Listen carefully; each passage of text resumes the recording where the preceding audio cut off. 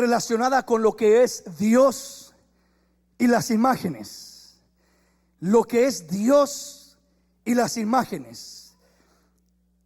Y el día de hoy continuamos y tomamos como base esta porción que encontramos en 2 de Corintios capítulo 5 versículo 16, que dice de la siguiente manera: de manera que nosotros de aquí en adelante a nadie conocemos según la carne.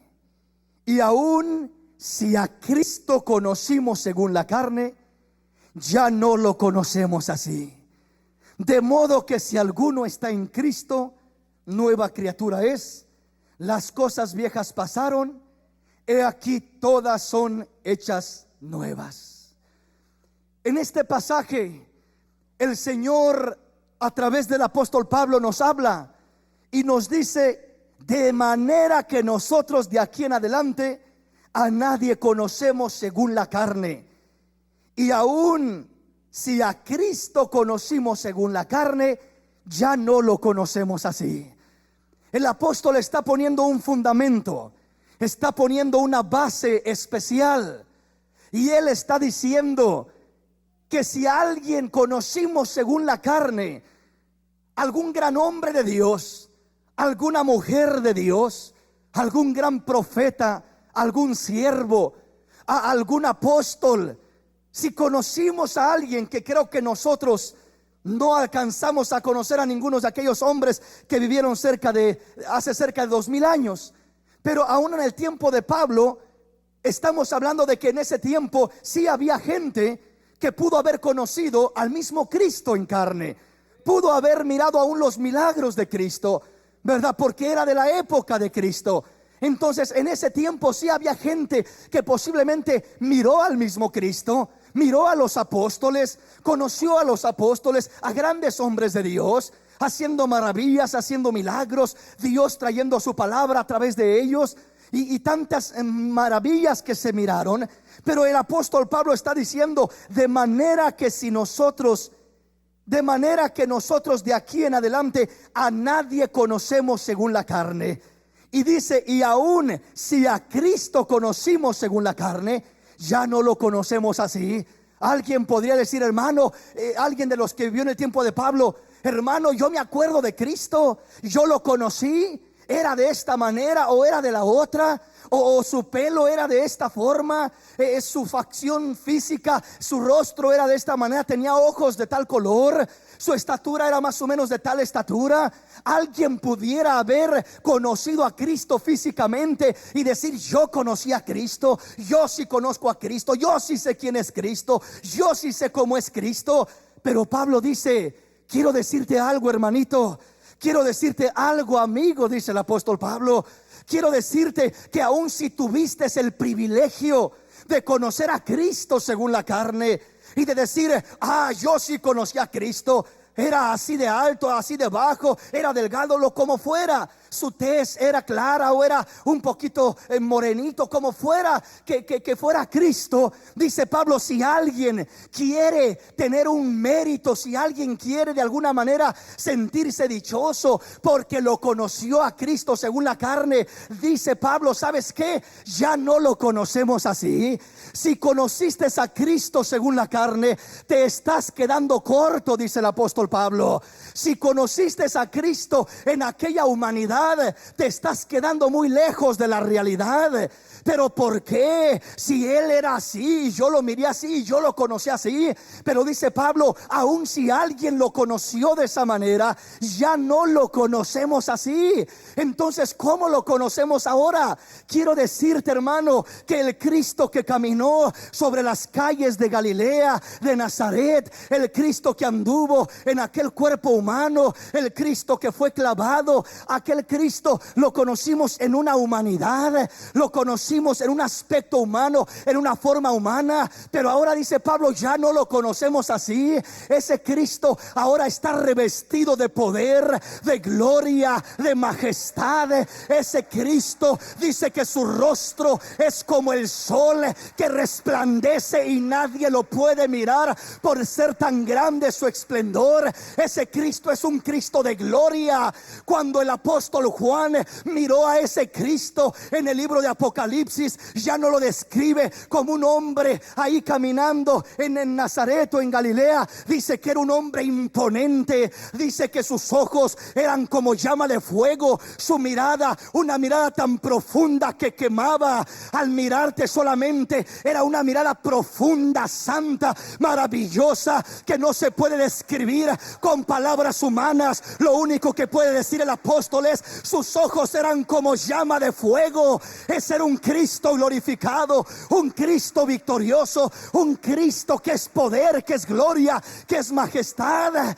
Dice que lo miró y sus pies, dice que eran como columnas de bronce, sólido, firme, con autoridad, que tan solo al mirarlo Juan dice que cayó tirado delante de él como muerto. Y ya no era aquel Cristo que caminaba en un cuerpo limitado de carne. Ahora es el Cristo sin límite, el Cristo que es espíritu, el Cristo que es gloria, el Cristo que es majestad, el Cristo que es autoridad. Ahora Él es Emmanuel, Dios con nosotros, el alfa y el omega, el principio y el fin. Ese es el Cristo que debemos de conocer ahora. Es el Cristo que se ha de revelar al pueblo de Dios. Es el Cristo que quiere moverse entre el pueblo de Dios. Aleluya. Pablo dice: de aquí en adelante a nadie conocemos según la carne. Y si aún a Cristo conocimos según la carne, dice, ya no le conocemos así. ¿Por qué, Pablo?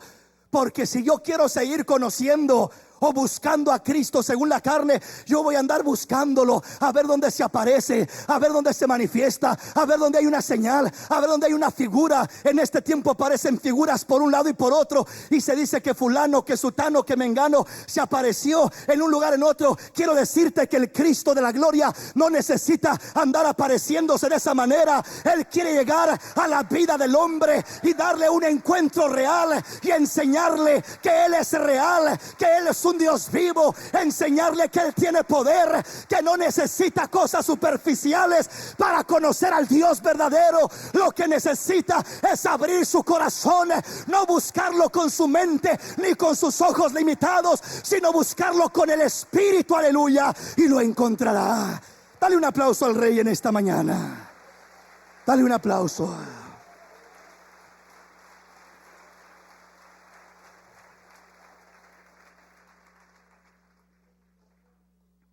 La palabra de Dios dice: de aquí en adelante a nadie conocemos según la carne. Cuando comenzamos a figurarnos, a imaginarnos, a buscar a Dios o a Cristo por medio de imaginación, perdemos la realidad de Dios y entramos en un terreno donde el mismo diablo puede manifestarse como ángel de luz, desviando y desvirtuando la voluntad de Dios. ¿Sí me explico? Por eso dice la palabra que no te harás imagen ni semejanza, ni aún de Cristo, ni aún de Cristo. ¿Por qué? Que si yo lo conocí, que si yo sé cómo era, aunque supieras cómo era, aunque hubieras vivido en el tiempo que Él vivió, aunque hubieras caminado cuando Él caminó, ya no lo conoces así. ¿Por qué? Porque Él ya no está en un cuerpo de carne en medio nuestro. La palabra de Dios dice que el Señor es el Espíritu, y donde está el Espíritu del Señor, ahí hay libertad. Ahí hay libertad. Si aquí está el Espíritu del Señor, aquí hay libertad para buscarlo, para adorarlo, para glorificarlo. Aquí hay libertad, aleluya, para estar en su presencia. Aquí hay libertad. Entonces Pablo dice: si a alguien conocimos según la carne y si aún a Cristo, ya no. Porque ya no voy a andar buscando a Cristo en un aspecto humano, en una forma humana, en una figura humana. Cuando Pablo conoció a Cristo, en verdad, cuando lo conoció, Pablo lo conoció posiblemente físicamente en carne, porque fue un perseguidor de la iglesia y apenas había comenzado la iglesia a desarrollarse cuando Cristo murió. Es decir, Cristo murió y enseguida comienza la iglesia a desarrollarse, y Pablo es uno de los primeros que se levanta contra la iglesia Quiere decir que Pablo bien sabía quién era Cristo, hablando humanamente en la carne. Él era alguien que andaba detrás de los cristianos buscando matarlos, apresarlos, destruirlos, dispersarlos, creyendo que era una religión, una secta falsa. Pero llegó un momento cuando dice que iba con cartas de los sumos sacerdotes rumbo a Damasco para prender a los cristianos y encarcelarlos y maltratarlos y golpearlos. Y dice la palabra que yendo por el camino, una luz del cielo resplandeció en su caminar. Dice que él no miró forma, no miró figura, no miró aspecto, solamente era una luz poderosa, era una gloria de Dios que brilló, que resplandeció del cielo. Y cuando pasó aquello, Pablo cayó a tierra. Cuando Pablo cayó a tierra, lo único que dijo es: ¿quién eres tú, Señor? ¿Quién eres, Señor? Todavía no lo conocía y ya le estaba llamando Señor. Cuando sientes la autoridad de Cristo sobre tu vida, comienzas a llamarle Señor, porque no hay quien esté delante de Jesús en espíritu y no lo reconozca como Señor. Todo el que comienza a probar de la gloria de Dios, todo el que tiene una experiencia con el poder de Dios, lo primero que dice: Señor, tú eres el Señor. Tu autoridad se reconoce, tu poderío se reconoce, tu reino se reconoce, porque escrito está: toda rodilla se doblará y toda lengua confesará que Jesús es el Señor, para gloria de Dios Padre. Aleluya. Escrito está, escrito está. Oh, aleluya. Sí, mi hermano, sabes, cuando uno no ha conocido a Cristo en espíritu, a cualquier cosa le llama Señor, a cualquier cosa le da atributos de deidad, de poder, de autoridad. Pero cuando en verdad conoces a ese Cristo vivo, te quitas de todas esas cosas que hay en tu mente y conceptos, ideas, y entonces sí aprendes a decir: en verdad que tú eres el Señor. Porque el señorío de Jesús, la autoridad de Jesús es real. Es más real que el aire que respiras, es más real que lo que puedes tocar y palpar. Cuando sientes esa autoridad, no te queda otra que decir: ¿quién eres tú, Señor? No te conozco, pero sé que eres el Señor. Sé que tienes respaldo, sé que tienes poder, sé que tienes autoridad. Reconozco esa autoridad. Tu espíritu la reconoce, tu alma la reconoce, y tu misma carne tiembla delante de esa autoridad. Dale un aplauso al Rey en esta mañana. Dale un aplauso al Rey.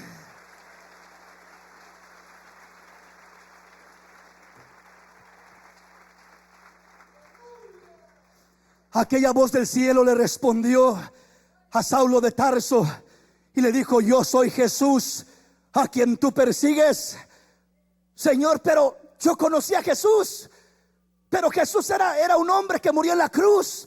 Tú no te ves como Jesús. Tú no pareces a aquella humanidad que tomó Jesús cuando caminó sobre esta tierra. Es que ya no soy un Jesús en un cuerpo humano. Ahora soy el Jesús glorificado. Ahora soy el Jesús que refleja y revela su gloria en plenitud. Ahora soy el Cristo vivo, que estuve muerto, pero que resucité al tercer día, que aún la muerte no pudo retenerme, que aún el sepulcro no pudo retenerme, porque al tercer día la tumba se abrió sin poder retener al Rey de la Gloria, y resucitó una vez y para siempre, para darnos a nosotros el privilegio de levantarnos de la tumba fría. Así como Él se levantó, la tumba no lo detuvo, el Hades no lo detuvo. No hay nada, no hay poder que detenga al Cristo de la gloria. Y cuando tú caminas con ese Cristo, no habrá nada que te detenga, que te limite para llegar a la meta donde Dios quiere que llegues. Dale ese aplauso al Rey en esta mañana. Dale alabanzas al Rey. Dale alabanzas al Rey.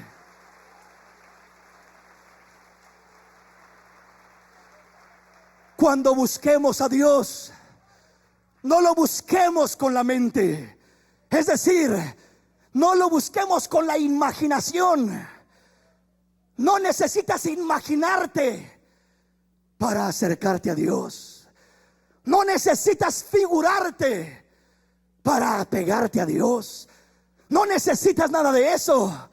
¿Qué necesito entonces, hermano?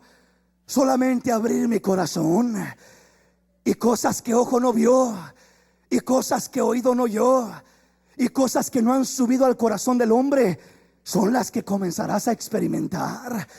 Dirás: yo no sabía que había esto. Yo jamás me imaginé que se sintiera algo tan hermoso cuando eres tocado por el Señor. Yo jamás me imaginé que Jesús fuera más que una historia, más que una religión, más que una tradición, más que una imagen, más que cualquier cosa que tu mente limitada fabrica. Él es el Dios no fabricado. A Él nadie lo ha fabricado. Él es el creador del cielo y de la tierra. Él es el creador de lo visible y de lo invisible. Él es el que da vida al hombre. Él es el que mueve las cosas, y sin Él nada se puede mover. Él es el que está en control de principados y autoridades, y a su nombre se doblegan delante de su presencia. Él es el que tiene poder para sanar enfermedades incurables. Él es el que puede desatar las ligaduras de impiedad y hacer las maravillas que el hombre no puede hacer. Solamente Él y nadie más que Él puede hacer esas maravillas. Alaba al Rey porque Él vive. Alaba al Rey porque Él vive. Aleluya. Bendito su nombre. No busques conocer a Jesús de esas maneras, porque te vas a desviar. Te vas a desviar y vas a tropezar.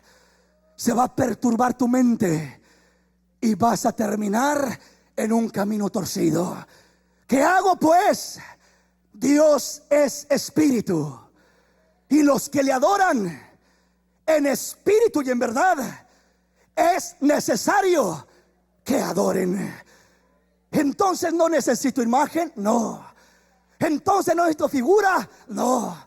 Entonces no necesito inspirarme en algo por ahí. Inspírate en el que inspira. El Espíritu Santo de Dios es el que sabe inspirar, es el que sabe revelar, es el que sabe moverse, es el que sabe manifestarse. Inspírate en Él y deja que Él haga maravillas en tu vida. Deja que Él te eleve hasta el tercer cielo. Deja que Él te revele lo que el hombre no te puede revelar. Deja que Él te enseñe lo que necesitas saber para tener victoria en tu vida. Deja que Él se mueva en tu vida de una manera especial. Deja que Él lo haga. Pero nadie más lo puede hacer. Nadie más lo puede hacer. Dice: de manera que nosotros de aquí en adelante a nadie conocemos según la carne. A nadie. Ahí cuando dice a nadie, está hablando no solamente de Cristo, sino aún de los hombres. De los hombres, de todos los hermanos. Pero este fue bien usado por Dios. Dice el apóstol: a nadie conocemos según la carne. ¿Qué significa eso? Significa aquel hombre que hizo milagros, aquel profeta, aquel apóstol, aquel siervo, aquel pastor, lo que haya sido. Dice el apóstol: no pongas tus ojos en su carne. No quieras conocerlo por su carne, por lo humano, por lo terrenal. Oh, es el hombre. No, ese hombre, el hombre no es nada. Es la misericordia de Dios, la gracia de Dios operando a través del hombre. El que merece la gloria es Dios. En el que tienes que poner la mirada es en Dios. Al que tienes que conocer no es al hombre, es al Dios del hombre. Es al Dios de aquel hombre. Cuando el apóstol dice: de aquí en adelante a nadie conocemos según la carne, dice el Señor, dice el apóstol: mira, hijo, cuando veas a un hombre usado por Dios, no pongas tu mirada en él. No creas que él es algo especial. En su carne como hombre humano no es nada. Pon tu mirada en el Dios que está moviéndose a través de él. Cuando tú pongas tu mirada en el Dios que se mueve a través de él, la Biblia dice que cuando Eliseo iba a recibir la sucesión de Elías, dice la palabra que llegó el momento cuando pasó Elías el Jordán y Eliseo tras él, y de repente llegó el carro de fuego y se llevó a Elías, y cayó el manto de Elías sobre Eliseo. Eliseo va, agarra aquel manto y ya miró que se fue su señor, y se regresa Eliseo y se para frente al Jordán. Tiene que regresar. Y cuando va a regresar está el Jordán y comienza a orar y a decir: ¿dónde está el Dios de Elías? Es decir, no dijo: Elías, te necesito. Elías, tú eres el que abre los ríos. Elías, tú pudiste abrir el Jordán. Elías, tú eres, ven, te necesito, Elías. No. Yo no vengo buscando a Elías. Yo vengo buscando al Dios de Elías. El Dios que operaba en Elías. El Dios que se movía en Elías. El Dios que usaba a Elías. ¿Dónde está el Dios de Elías? Y agarró el manto y golpeó las aguas. Y el río se abrió, se dividió y pasó en seco. ¿Por qué? Porque él no tenía su mirada en el gran personaje Elías. Él tenía su mirada en el Dios que operaba en Elías. Y cuando pones tu mirada en ese Dios puede obrar en tu vida también. De otra manera, andamos mirando al hombre, a ver qué hace al hombre. Voy a imitar al hombre, a ver lo que él hace lo voy a hacer yo para ser usado como él. Si él grita, si él hace esto, si él se mueve de esta manera, si él avienta el saco, yo también lo voy a aventar. Y solamente vas a golpear a alguien por ahí. ¿Por qué razón? Porque estás imitando al hombre, estás conociendo al hombre. Pero aquí no es cuestión de conocer al hombre.